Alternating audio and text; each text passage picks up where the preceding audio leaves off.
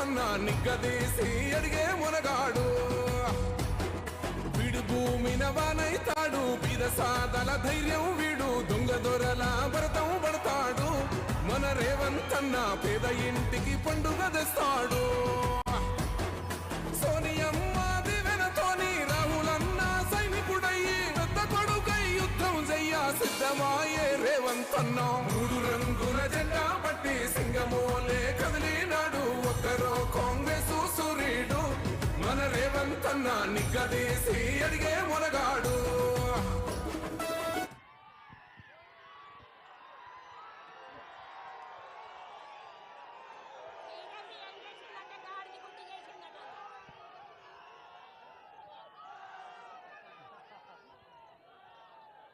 మిత్రులారా, ఒక్క 15 నిమిషాలు మీరు ప్రశాంతంగా ఉంటే మనం చాలా విషయాలు మెదక్ పార్లమెంటు నియోజకవర్గ విషయాలు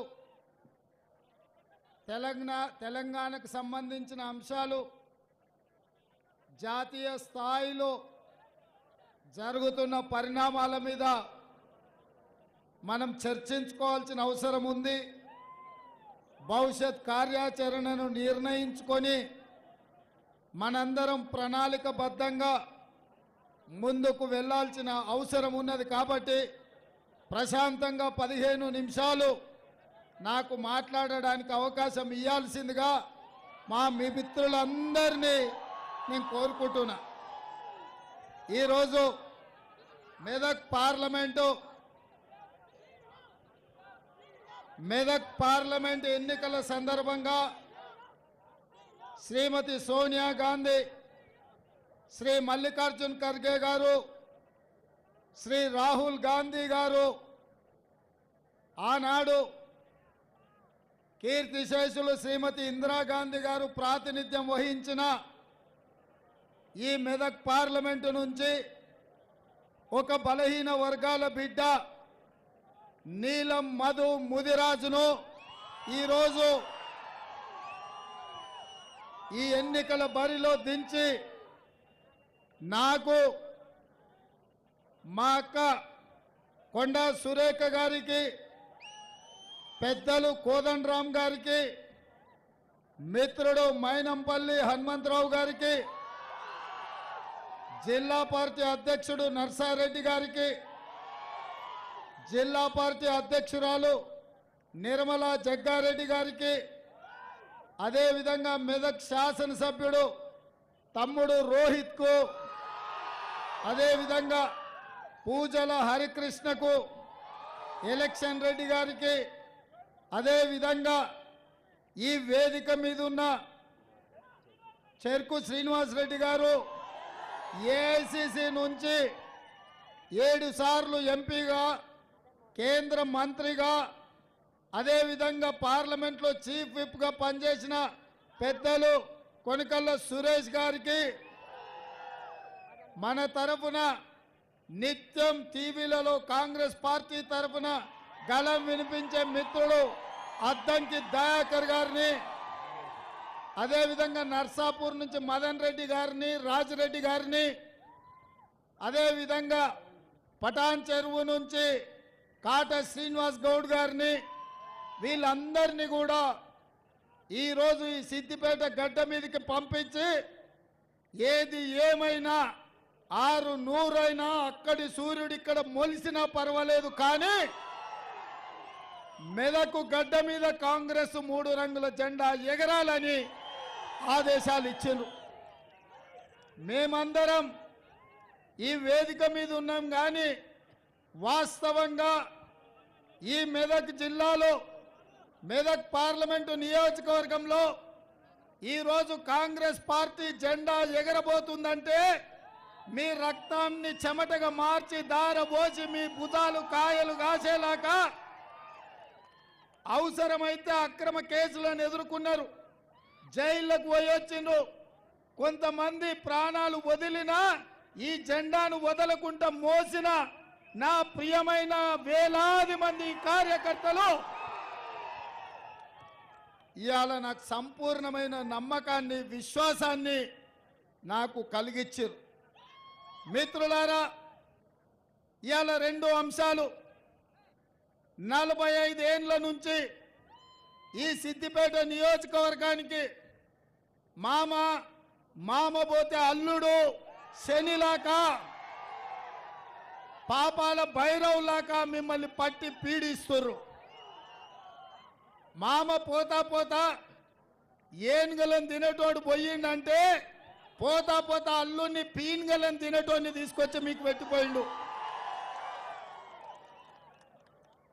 అరుంధతి సినిమాలో ఎట్లయితే బొమ్మాలి ఎట్లయితే మిమ్మల్ని పట్టి పీడించిండో ఈ సిద్దిపేటలో ఉండే యువకులను వ్యాపారస్తులను ఈ ప్రాంత ప్రజల్ని పట్టి పీడించిన బ్రహ్మ రాక్షసుడి నుంచి మీకు విముక్తి కలిగించడానికే ఇవాళ ఈ సిద్దిపేట గడ్డ మీదకి వచ్చిన మీకు అండగా నిలబడతా అని మా మిత్రులందరూ తెలియజేస్తున్నా. మిత్రులారా, మీరు ఆలోచన చేయండి. ఆనాడు 1980లో దేశ రాజకీయాలలో కాంగ్రెస్ పార్టీ ఓడిపోయిన తర్వాత ఎన్నో వేగవంతమైన పరిణామాలు, ప్రజలకు అన్యాయం జరుగుతుంటే ఆనాడు శ్రీమతి ఇందిరాగాంధీ గారు కాంగ్రెస్ పార్టీ పక్షాన ఈ మెదక్ పార్లమెంటు నియోజకవర్గంలో 1980లో నిలబడితే లక్షలాది మెజారిటీ మీరు ఇవ్వడంతో ఆనాడు ఉమ్మడి రాష్ట్రం ఆంధ్రప్రదేశ్లో 42 ఎంపీ సీట్లుంటే 41 ఎంపీ సీట్లు తెలంగాణ రాష్ట్రం నుంచి ఇచ్చి శ్రీమతి ఇందిరాగాంధీని ఈ దేశానికి ప్రధానమంత్రిని చేసిన చరిత్ర మన తెలంగాణ గడ్డకుంది, మన మెదక్ ప్రాంతానికి ఉంది. మిత్రులారా, ఆనాడు 80లో గెలిచిన ఇందిరమ్మ ఈ ప్రాంతంలో పరిశ్రమలను తెచ్చింది, పెట్టుబడులు ఇచ్చింది, ఈ ప్రాంతాన్ని అభివృద్ధి చేసింది. ఈరోజు దేశంలో నలుమూలల నుంచి కార్మికులు వచ్చినా, కర్షకులు వచ్చినా, వ్యాపారస్తులు వచ్చినా, పెట్టుబడిదారులు వచ్చినా మన ప్రాంతానికి ఆనాడు జవహర్లాల్ నెహ్రూ గారు మనకు బిహెచ్ఎల్ ఇచ్చిండ్రు. మన ఇందిరాగాంధీ గారు పటాన్ చెరువు పారిశ్రామిక వాడనిచ్చిండ్రు. ఈ ప్రాంతంలో డిఫెన్స్ ఫ్యాక్టరీలు, ఆర్డినెన్స్ ఫ్యాక్టరీలు, ఇక్ రిసార్ట్లు, వందల వేలాది పరిశ్రమలు ఇవాళ మెదక్ జిల్లాకు వచ్చి దేశానికే ఆదర్శవంతమైన పారిశ్రామిక వాడ ఈరోజు ఈ మెదక్ జిల్లాలో ఉంది. పక్క రాష్ట్రాల నుంచి, పక్క జిల్లాల నుంచి, వివిధ రాష్ట్రాల నుంచి ఏ భాష వాళ్ళు వచ్చినా మెదక్కు వస్తే మీరు మీ గుండెల్లో పెట్టి చూసుకున్నారు. అందరికీ బ్రతకడానికి అవకాశం ఇచ్చిండ్రు. మీరు గొప్ప మనసున్నోళ్ళు. ఈ ప్రాంత ప్రజలు మంచికి మారు పేరని ఇవాళ నేను చెప్పదలుచుకున్నా. అందుకే మిత్రులారా, ఇవాళ ఇందిరమ్మ నాయకత్వం వహించి ఈ దేశ ప్రధానమంత్రిగా ఈ మెదక్ పార్లమెంటు నుంచే ఇందిరాగాంధీ గారు నాయకత్వం వహించారు. మరి అట్లాంటి మెదక్ పార్లమెంటు ఒక బలహీన వర్గాల యువకుడికి ఏ తండ్రుల తాతల ముత్తాతల పేరు మీద రాలే, వందల వేల కోట్ల రూపాయలు చూసి ఇవ్వలే. బలహీన వర్గాలు ఒక ముదిరాజు బిడ్డకు మెదక్ పార్లమెంట్ నుంచి ఎన్నిక చేయాలి. ఇందిరాగాంధీ ప్రాతినిధ్యం వహించిన పార్లమెంటు నుంచి ఒక బలహీన వర్గాల బిడ్డను పార్లమెంటుకు పంపించాలన్న ఆలోచనతోని శ్రీమతి సోనియా గాంధీ గారు ఈరోజు ఈ సీట్ ఇచ్చిండ్రు మిత్రులారా. అందుకే నేను అడుగుతున్న మిత్రులారా, ముఖ్యంగా మా గౌడన్నలను, మా నేతన్నలను, మా గీతన్నలను, మా యాదవ సోదరులను నేను అడుగుతున్నా, మా ముదిరాజు బిడ్డలతో నేను అడుగుతున్నా, కష్టాలలో నష్టాలలో మీకు అండగుండే నీలం మధు కావాలనా, లేకపోతే మీ భూములు గింజుకొని మిమ్మల్ని మల్లన్న సాగర్లో ముంచి మీ మీద అక్రమ కేసులు పెట్టి పోలీసుల ఉక్కు పాదాలతో తొక్కించి లాఠీ చార్జీలు చేసి ఇదే సిద్దిపేటలో రంగనాయక సాగర్లో మీ భూములు గుంజుకొని అక్రమంగా ఫామ్ హౌజులు కట్టుకున్న వాళ్ళు మీకు కావాలన్నా ఒక్కసారి ఆలోచన చేయండి మిత్రులారా. ఇవాళ ఈడ మున్సిపాలిటీలో మీరు కౌన్సిలర్లకు నామినేషన్లు అయితే పోలీసులు వచ్చి బెదిరిస్తారు. ఈడ సర్పంచ్కి నిలబడితే పోలీస్ స్టేషన్లలో వేసి కొడతారు. ఇవాళ ఇక్కడ ఎమ్మెల్యేకు నిలబడాలనుకుంటే అక్రమ కేసులు పెట్టి జైళ్లకు తోలుతారు. ఇది నిర్బంధమా? ఇక్కడ ఏమన్నా దొరల రాజ్యమే నడుస్తుందా? ఎన్ని రోజులు దొరల దౌర్జన్యం నడుస్తుంది? మీరు ఒక్కసారి ఆలోచన చేయండి. ఇవాళ ఈ దౌర్జన్యాలను మీ అన్న మీ రేవంత్ అన్న ఈ రాష్ట్ర ముఖ్యమంత్రికి ఉన్నప్పుడు ఈ దొరల గడిల బట్టలు కొట్టకపోతే, ఈ సిద్దిపేట గడ్డ మీద 3 రంగుల జెండా ఎగరకపోతే శాశ్వతంగా ఈ సిద్దిపేట ప్రాంతం బానిసలుగా బ్రతకాల్సిన పరిస్థితి వస్తుంది. ఆలోచన చేయండి మిత్రులారా. ఇవాళ ప్రజాస్వామ్యం కోసం, ప్రజల స్వేచ్ఛ కోసం ఈ మెదక్ పార్లమెంట్లో నీలం మధు గెలవాలి. దొరల గడీలను బద్దలు కొట్టాలంటే బలహీన వర్గాల అభ్యర్థి నీలం మధు గెలిచి తీరాల్సిందే. ఎన్నాళ్ళు ఈ పెత్తనం, ఎన్నాళ్ళు ఈ ఆధిపత్యం, ఎన్నాళ్ళు సామాన్యుడు ఎన్నికల్లో నిలబడలేని పరిస్థితి ఈ మెదక్లో తీసుకొచ్చి పెట్టిన మాట వాస్తవం కాదా? ఎవడయా వెంకట్రామరెడ్డి? ఏ ఊరోడు? ఎక్కడి నుంచి వచ్చిండు? ఎవడు వాడు? ఎక్కడికి వచ్చిండు? ఎక్కడ నిలబడ్డాడు? ఏం చేసిండు మీకు? ఏం తెచ్చిండు మీకు? మల్లన్న సాగర్లో ముంచినోడు కాదా? రంగనాయక సాగర్లో మిమ్మల్ని పాత రేసినోడు కాదా? వేలాది మంది పోలీసులను దించి ఏటిగడ్డ కిష్టాపూర్ మల్లన్న సాగర్ ప్రాంతంలో రైతులను బందిపోట్లను చూసినట్టు చూసి బందిపోటు దొంగల్లాక బేడీలేసి పట్టుకపోలేదా మల్లన్న సాగర్లో రైతులను? ఏటిగడ్డ కిష్టాపూర్ రైతులు మర్చిపోయింది అనుకుంటున్నారా? ఏం చూసి ఇచ్చిండా హరీష్ మామ అల్లుళ్ళు వెంకటరామరెడ్డికి టికెట్? ఏం చూసి ఇచ్చిండ్రు? నగదే కదా. ఎక్కడివి ఇవన్నీ?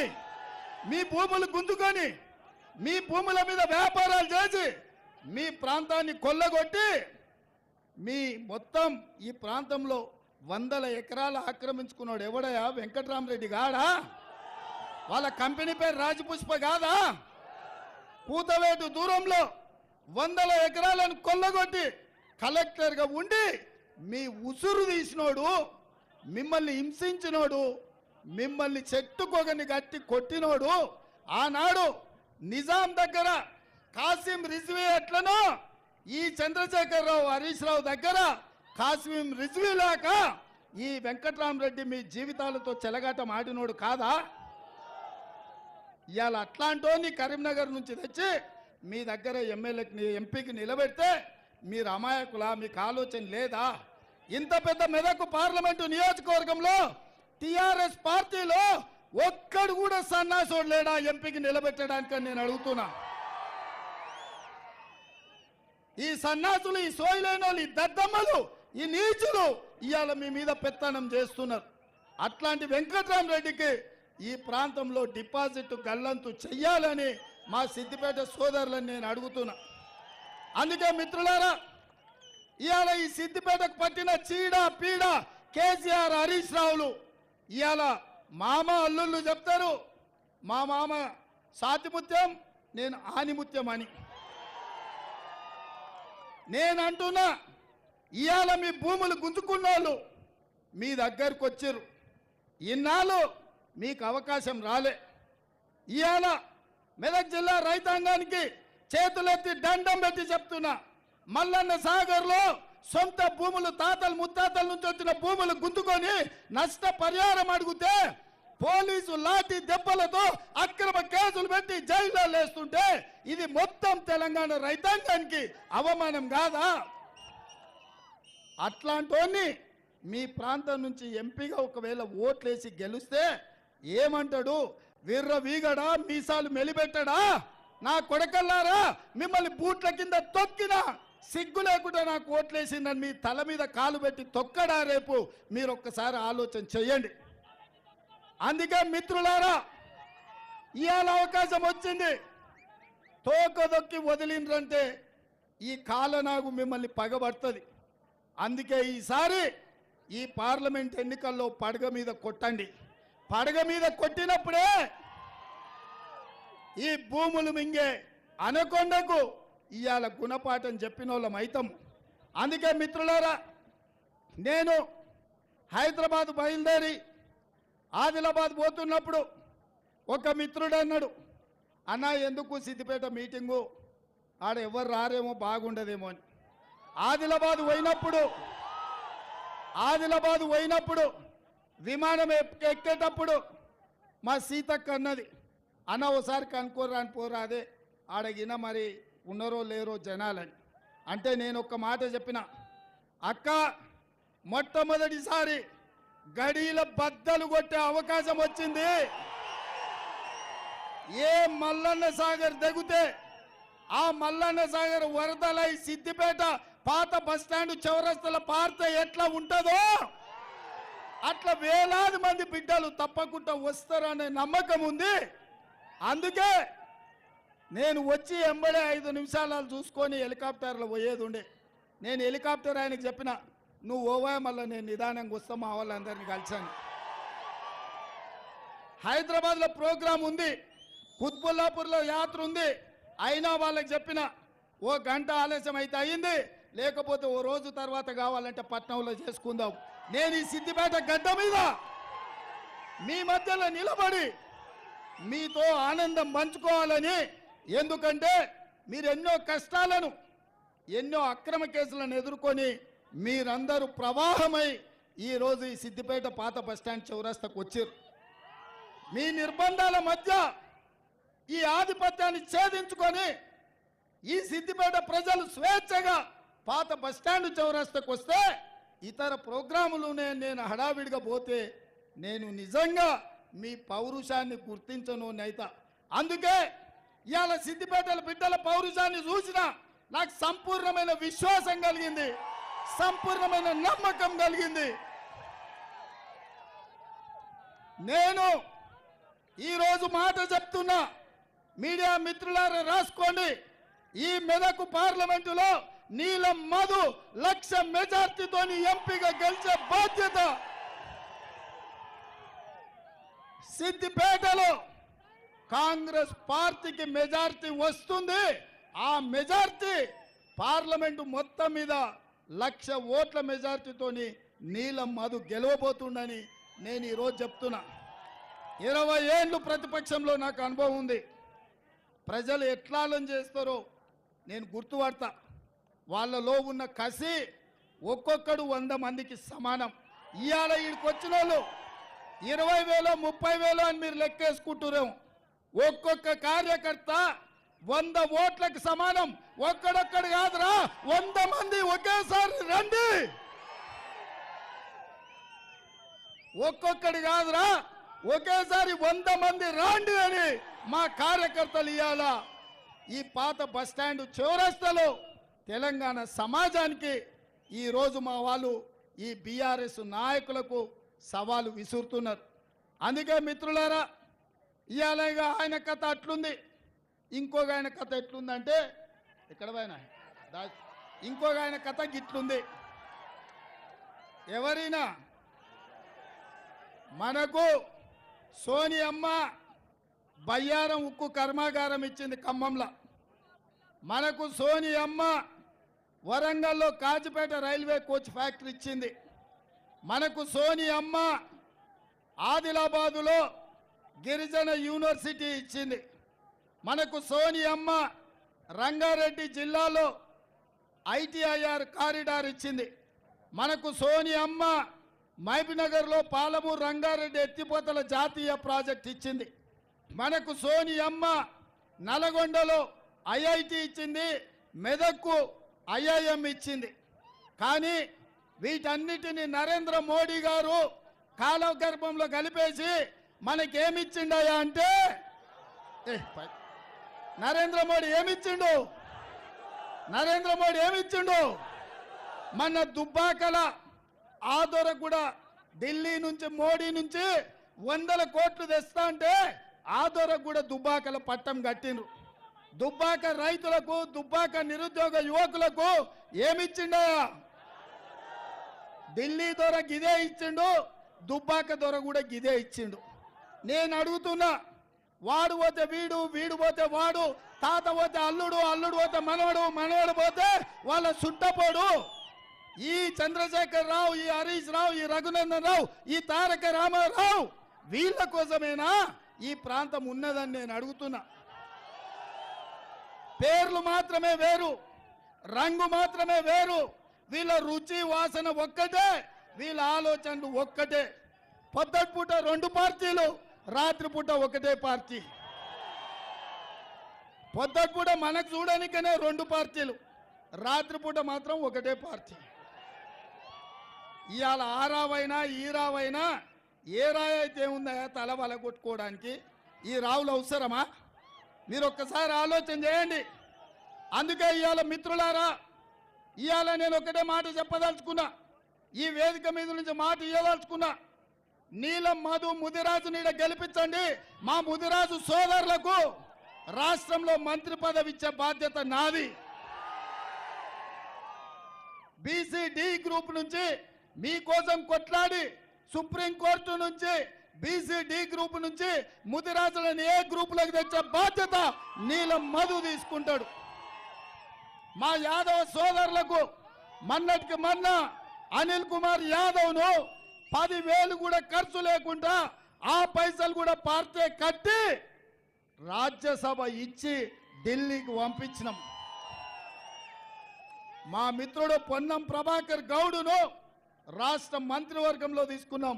మా సోదరుడు మహేష్ కుమార్ గౌడును ఎమ్మెల్సీగా చేసినాం, వర్కింగ్ ప్రెసిడెంట్ను.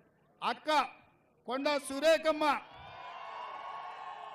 మా నేత కార్మికురాలు, మా అక్కను ఇవాళ మంత్రిగా చేసి మీ మెదక్ జిల్లాకు ఇన్ఛార్జిగా పెట్టినాం. ఈ పార్టీ దామోదర్ రాజు నరసింహ గారు ఒక మాదిగ బిడ్డ, ఆనాడు ఉమ్మడి రాష్ట్రంలో ఉప ముఖ్యమంత్రి, ఈరోజు రాష్ట్రంలో అత్యంత కీలకమైన వైద్య ఆరోగ్య శాఖ మంత్రి. ఆ పక్కనే సురేష్ షెట్కర్, వాళ్ళు లింగాయతులు, పార్లమెంటు టికెట్ ఇచ్చినాం. ఇంతకంటే సామాజిక న్యాయం కాట శ్రీనివాస్ గౌడ్కు పటాన్ చెరువులో మధును కాదని టికెట్ ఇచ్చినాం. అవునా? ఆయల్ల మధుకు న్యాయం చేయలేకపోయినామని నేనే మధును పిలిపించి సోనియమ్మతో మాట్లాడి ఆనాడు న్యాయం చేయలేకపోయినాం. ఈనాడు ఎంపీ టికెట్ ఇచ్చి న్యాయం చేద్దాం, యువకుడు 30 ఏళ్ళు పేదలకు అండగా నిలబడతాడని ఇవాళ వారికి టికెట్ ఇచ్చినాం.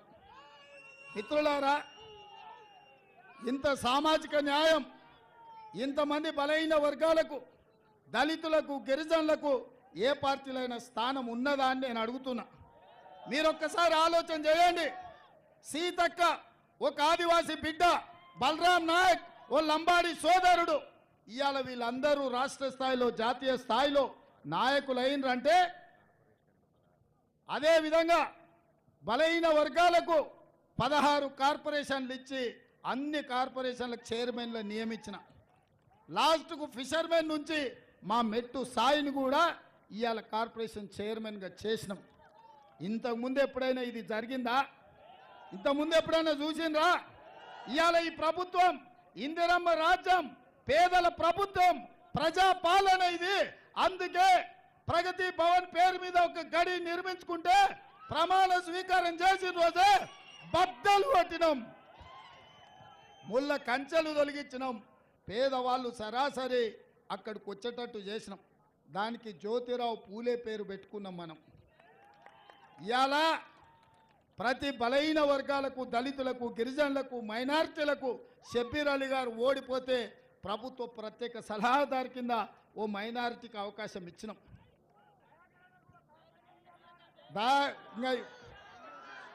దయాకర్కు జర పెద్దది ఇద్దామని, అద్దంకి దయాకర్కు మీ మాట ప్రకారం అద్దంకి దయాకర్దే ముఖ్యమంత్రి కుర్చీ, నా పని అంతా సగం ఆయనే చూస్తాడు. అద్దంకి దయాకర్ మీ రేవంత్ అన్న వేరు వేరు కాదు, మేమిద్దరం ఒక్కటే. తప్పకుండా ఆయనకు మంచి పదవి ఇచ్చే బాధ్యత నాది.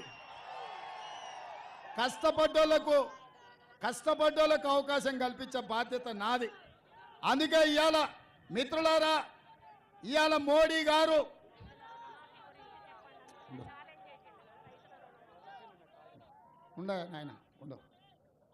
ఇవాళ మీ ద్వారా ఇప్పుడే మరి మా వాళ్ళు చెప్తారు ఏమని, క్యాంప్ ఆఫీస్లో హరీష్ రావు ఉన్నాడని.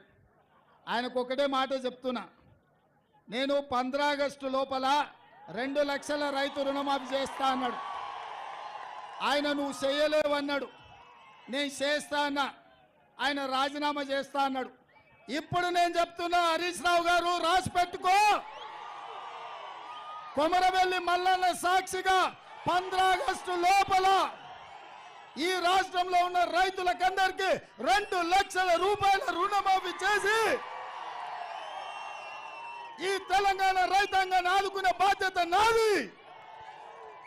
ఈ సిద్దిపేటకు పట్టిన శని, ఈ శనీశ్వరరావును పాతాళానికి తొక్కే బాధ్యత నాది.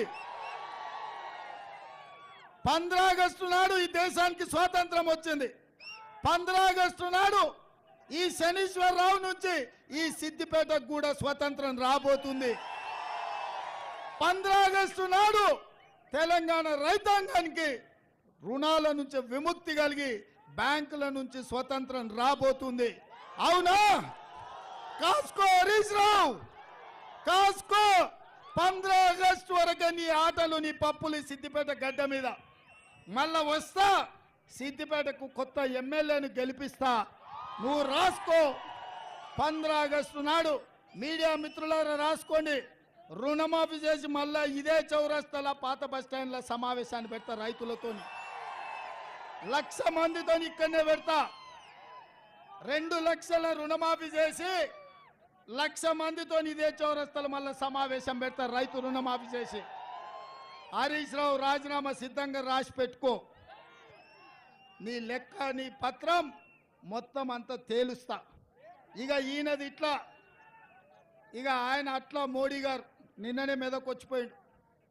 ఆయన పాపం రఘునందన్ రావు గారు రోజు కేసీఆర్ మాట్లాడే స్పీచ్ల కాగితం జిరాక్ తీసుకుపోయి ఆయనకి ఇచ్చినట్టున్నాడు. నన్ను తిడుతున్నాడు, గ్యారంటీలు అమలు చేయలేదంటాడు. అయ్యా, వచ్చిన 100 రోజుల్లో 5 గ్యారంటీలు అమలు చేసి ఆడబిడ్డలకు ఆర్టీసీ బస్సులో ఉచిత ప్రయాణం ఇచ్చినాం, 500 రూపాయలకే సిలిండర్ ఇచ్చినాం, 200 యూనిట్లు ఉచిత కరెంట్ ఇచ్చినాం, 10 లక్షల రూపాయలు రాజీవ్ ఆరోగ్యశ్రీ అమలు చేసినాం, 4,50,000 ఇందిరమ్మ ఇండ్లు 22,500 కోట్లతోని అమలు చేసినాం, 3 నెలల్లో 30,000 ప్రభుత్వ ఉద్యోగాలు ఇచ్చినాం, బీసీల జనాభా లెక్క కట్టడానికి నిధులు ఇచ్చినాం. ఈ రాష్ట్రంలో కేసీఆర్ కుటుంబం పుణ్యమా అని గంజాయి, డ్రగ్స్ ఈ రాష్ట్రాన్ని, యువతను నిర్వీర్యం చేస్తుంటే ఉక్కు పాదంతో గంజాయి డ్రగ్స్ను నేలకేసి కొట్టినాం. ఇన్ని మంచి పనులు చేస్తే పెద్ద మనిషిగా, పెద్దన్నగా నరేంద్ర మోడీ పిల్లగాడు బాగానే చేస్తుండ అని అంటాడేమో అనుకున్నా. 13 ఏళ్ళు ముఖ్యమంత్రిగా, 10 ఏళ్ళు ప్రధానమంత్రిగా చేసిన నరేంద్ర మోడీ ఈ తెలంగాణకు వచ్చి మనల్ని తిట్టిపోయిండు. ఆయన నేను అనుకున్నా బయ్యారం ఉక్కు కర్మాగారం ఇస్తాడేమని, ఇయ్యలే. రైల్వే కోచ్ ఫ్యాక్టరీ ఇస్తాడు అనుకున్నా, ఇయ్యలే. ఇవాళ అందుకే పైకొట్టు, ఇవాళ మనం అడిగింది బయ్యారం ఉక్కు కర్మాగారం, నరేంద్ర మోడీ ఇచ్చింది గాడిద గుడ్డు. మనం కాజిపేట రైల్వే కోచ్ ఫ్యాక్టరీ అడిగినాం, మీరు చెప్పాలి ఏమిచ్చిండో, ఏమిచ్చిండో గట్టిగా చెప్పాలి. మనం అడిగింది బయ్యారం ఉక్కు కర్మాగారం, నరేంద్ర మోడీ ఏమిచ్చిండో. మనం కాజిపేట రైల్వే కోచ్ ఫ్యాక్టరీ అడిగినాం, మోడీ ఏమిచ్చిండో. మనం ఐటీఐఆర్ కారిడార్ అడిగినాం, మోడీ ఏమిచ్చిండో. మనము పాలమూరు రంగారెడ్డి ఎత్తిపోతల జాతీయ ప్రాజెక్ట్ అడిగినాం, మోడీ ఏమిచ్చిండో. అందుకే మిత్రులారా, బీజేపీ ఏమిచ్చిందంటే మీరు గాడిద గుడ్డ అనాలి, మోడీ ఏం తెచ్చిందంటే గాడిద గుడ్డ అనాలి మీరు. సరేనా? రెడీనా? రెడీనా? రెడీనా? రెడీనా? అందరు రెడీ కదా? బీజేపీ ఏమిచ్చింది, నరేంద్ర మోడీ ఏం తెచ్చిండు. బీజేపీ ఏమిచ్చింది, నరేంద్ర మోడీ ఏం తెచ్చిండు. బీజేపీ ఏమిచ్చింది, నరేంద్ర మోడీ ఏం తెచ్చిండు. బీజేపీ ఏమిచ్చింది, నరేంద్ర మోడీ ఏం తెచ్చిండు. బీజేపీ ఏమిచ్చింది, నరేంద్ర మోడీ ఏం తెచ్చిండు. బీజేపీ ఏమిచ్చింది, నరేంద్ర మోడీ ఏం తెచ్చిండు. నరేంద్ర మోడీ ఏం తెచ్చిండు. నరేంద్ర మోడీ ఏం తెచ్చిండు. నరేంద్ర మోడీ ఏం తెచ్చిండు.